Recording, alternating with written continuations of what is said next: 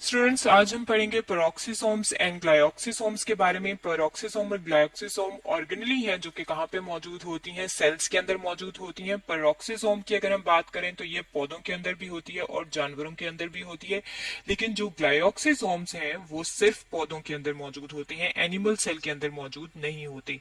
यहाँ पे आप अपने सामने इस डायग्राम में देख सकते हैं कि ये पेरोक्सिसोम्स यहाँ पे मौजूद हैं, और ये जो पेरोक्सिसोम और ग्लाइऑक्सिसोम है इनके अंदर एंजाइम्स मौजूद होते हैं। एंजाइम्स क्या है? एंजाइम्स ऐसे सब्सटेंस होते हैं जो कि किसी भी प्रोसेस को तेज करते हैं। अब जब ये पौधों के अंदर मौजूद होते हैं और जानवरों के अंदर मौजूद होते हैं तो पौधे और जानवरों में बहुत सारे प्रोसेस, बहुत सारे अमल हो रहे होते हैं और ये उन प्रोसेसेस को तेज करते हैं। जब हम वन बाय वन इनको देखेंगे तब हम इनके प्रोसेसेस देख लेंगे। सबसे पहले हम पेरोक्सिसोम्स की बात कर लेते हैं। पेरोक्सिसोम्स ज्यादातर कहाँ पे होते हैं? ज्यादातर ये लिवर सेल्स के अंदर होते हैं। इसके अलावा ये किडनी सेल्स के अंदर भी मौजूद होते हैं। यानी कि लिवर और जो किडनी के सेल्स हैं उनके अंदर पेरोक्सिसोम्स ज्यादा तादाद में मौजूद होते हैं। अगर हम इनकी स्ट्रक्चर की तरफ देखें तो यहाँ पे ये हमारे सामने पेरोक्सिसोम की स्ट्रक्चर नजर आ रही है। यहाँ पे आप देख सकते हैं कि इनके बाहर जो है एक मेम्ब्रेन मौजूद होती है और इसे कहा जाता है कि ये इनकी सिंगल मेम्ब्रेन है और ये इनकी प्लाज्मा मेम्ब्रेन है, और इसकी भी स्ट्रक्चर बिल्कुल उसी तरह से होती है जिस तरह से जो सेल की बाहर की प्लाज्मा मेम्ब्रेन है उसी तरह से इनकी भी स्ट्रक्चर होती है। और ये भी लिपिड बाइलेयर से मिलकर बनी होती है, यानी कि लिपिड्स की दो लेयर होती हैं और बाहर जो है वो प्रोटीन की लेयर होती है, और इस तरह से इसकी भी मेम्ब्रेन की कंपोजिशन वही है। अंदर की तरफ जो इसकी पार्ट होता है उसके अंदर इसका एंजाइम वाला पार्ट होता है, यानी कि एंजाइम्स इसके यहाँ पे अंदर जगह पे मौजूद होते हैं, और ये एंजाइम क्या है? ये कैटालेज एंजाइम है। अगर आप इनके साइज की बात करें तो इनका साइज बहुत छोटा होता है। कितना होता है? 0.5 माइक्रोमीटर इनका डायमीटर होता है, यानी कि ये आपको आम आंख से नजर नहीं आएंगे। अगर आप एक स्पेसिफिक इंस्ट्रूमेंट यूज करेंगे जिसे माइक्रोस्कोप कहते हैं तब ये आपको नजर आएंगे। और इनका काम क्या होता है कि जो भी टॉक्सिक सब्सटेंस ब्लड के अंदर एंटर होता है, दाखिल होता है, ये उसकी टॉक्सिसिटी को यानी कि उसके जहरीलेपन को कम करते हैं। इसके अलावा इसका क्या फंक्शन होता है कि ये पौधों के अंदर क्या करती है? पौधों के अंदर ये फोटो रेस्पायरेशन के प्रोसेस में हेल्प करती है। फोटो रेस्पायरेशन का प्रोसेस कौन सा प्रोसेस होता है? ये वो प्रोसेस होता है जब पौधों के अंदर कार्बन डाइऑक्साइड कम होती है, और जब कार्बन डाइऑक्साइड कम होती है तो वो अपने स्टोमेटा को क्लोज कर लेते हैं। स्टोमेटा जो है वो लीफ के अंदर ओपनिंग्स होती हैं जिसकी वजह से गैसेस अंदर या बाहर जाती हैं, और ये जो स्टोमेटा क्लोज हो जाते हैं और कार्बन डाइऑक्साइड कम होती है तो तब वो फोटो रेस्पायरेशन का प्रोसेस करते हैं, और ये फोटो रेस्पायरेशन का प्रोसेस में पेरोक्सिसोम्स हेल्प करते हैं। इसके अलावा अगर हम बात कर लें कि ये किस तरह से टॉक्सिक सब्सटेंस को कम करती हैं तो हमें पता है कि बहुत सारी हमारी बॉडी के अंदर रिएक्टिव ऑक्सीजन स्पीशीज मौजूद होती हैं। रिएक्टिव ऑक्सीजन स्पीशीज की अगर हम बात करें तो हाइड्रोजन पेरोक्साइड जो है ये एक रिएक्टिव ऑक्सीजन स्पीशी है, यानी कि ये डेंजरस है हमारी बॉडी के लिए। अब ये डेंजरस जो हाइड्रोजन पेरोक्साइड है इसको कन्वर्ट कर दिया जाता है किस चीज में? वाटर में और ऑक्सीजन में। और जब ये वाटर और ऑक्सीजन में कन्वर्ट हो जाती है तो क्या चीज हिस्सा लेती है? एक एंजाइम हिस्सा लेता है जिसे कहा जाता है कैटालेज एंजाइम। और ये जो कैटालेज एंजाइम है ये यहाँ पे पेरोक्सिसोम के अंदर मौजूद है। इसका मतलब है कि जो टॉक्सिक सब्सटेंस प्रोड्यूस हुआ है उसको खत्म करने के लिए पेरोक्सिसोम ने हिस्सा लिया है।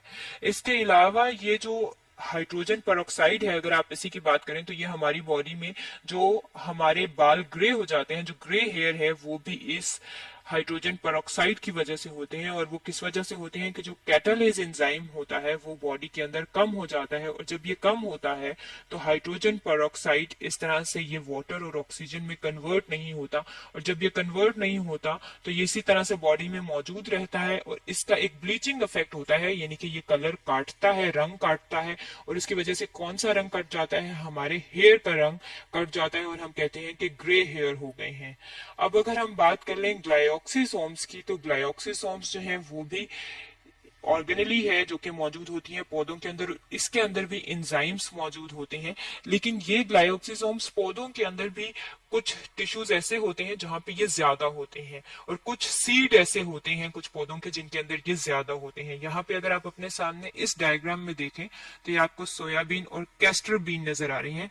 ये जो दोनों बीन्स हैं, अगर हम इनके सीड की बात करें तो इनके सीड में लिपिड ज्यादा होते हैं। लिपिड्स जो हैं ये क्या है, ये कार्बन और हाइड्रोजन के कॉम्प्लेक्स मॉलिक्यूल्स हैं, और ये लिपिड्स जो है ये काम आते हैं जर्मिनेशन के प्रोसेस में। जर्मिनेशन का प्रोसेस कौन सा प्रोसेस होता है, जब आप सीड को सो करते हो यानी कि उसको जमीन में डालते हो, और वो उससे क्या करता है, जब उसमें से उसके सीडलिंग निकलते हैं तो क्या होता है, जो इसके अंदर इसके लिपिड्स थे जिन्हें हम कहते हैं कि ये इसके अंदर फैटी एसिड्स होते हैं, तो वो फैटी एसिड्स शुगर में कन्वर्ट हो जाते हैं।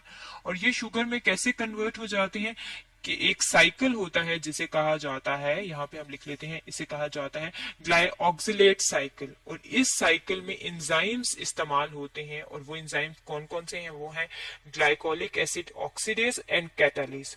और ये जो दो एंजाइम हैं ये कहाँ पे होते हैं, ये ग्लाइऑक्सिसोम्स में होते हैं। यानी कि अगर ग्लाइऑक्सिसोम्स नहीं होंगे तो ये एंजाइम नहीं होंगे, और अगर ये एंजाइम नहीं होंगे तो ये साइकिल नहीं हो सकेगा, और ये साइकिल नहीं होगा तो फैटी एसिड शुगर में कन्वर्ट नहीं होंगी।